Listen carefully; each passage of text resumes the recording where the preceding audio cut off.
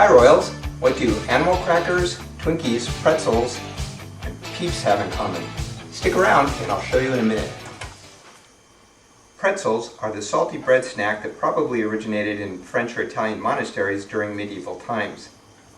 The legend is they were baked as rewards for good students who learned their prayers. We know for sure the shape is based on arms in prayer, and the plain ones could be eaten during Lent because of the simple ingredients. The pretzels we know came from German bakers to America.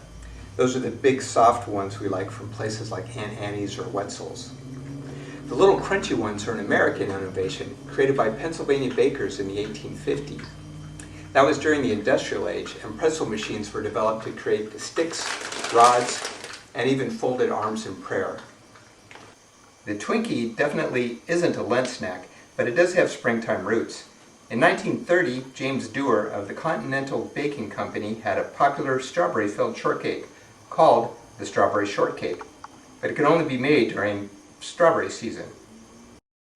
To keep up with demand, he tried a banana filling because bananas are available year-round. He called it the Twinkie. It was named after Twinkie-toed shoes, a local brand of footwear in Chicago, because the two together reminded him of a pair of shoes. During World War II, bananas came rationed, so he tried a vanilla filling, and that's the popular filling that we know today.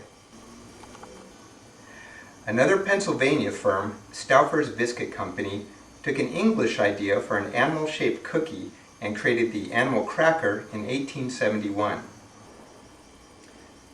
By 1902, the National Biscuit Company, which we now know as Nabisco, acquired Stauffer's, and they called the cookies Barnum's Animals.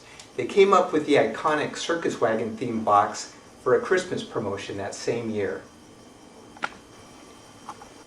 In 1914, Mother's Bakery was formed in Oakland, California, named for the first National Mother's Day in the United States. One of their first products was the pink and white circus animal cookie, which made the dry little crackers more appealing and sweetened the deal. Speaking of sugar, consider the humble Peep. To try to stand out in the crowded field of Pennsylvania candy makers, like Hershey, Rada's Candy Company had painstakingly handmade marshmallow chicks for Easter time. How did they do that? In 1953, Sam Bourne of the Just Born Candy Company bought out Rada's Tiny Candy Company, and then his son figured out how to squirt out the chick shapes from a machine, 5 at a time. Now, this Easter tradition can be made available all across the nation. At first, just yellow chicks were made, and only in the spring.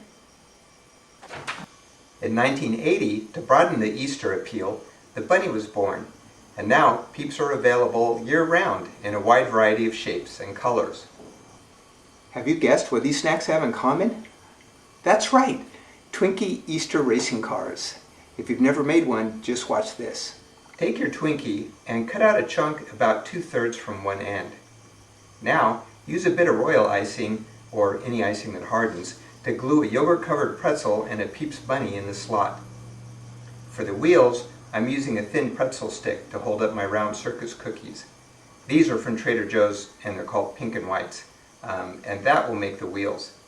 And presto, you have an edible centerpiece for your family Easter party. Of course, any flavored Twinkie would work fine.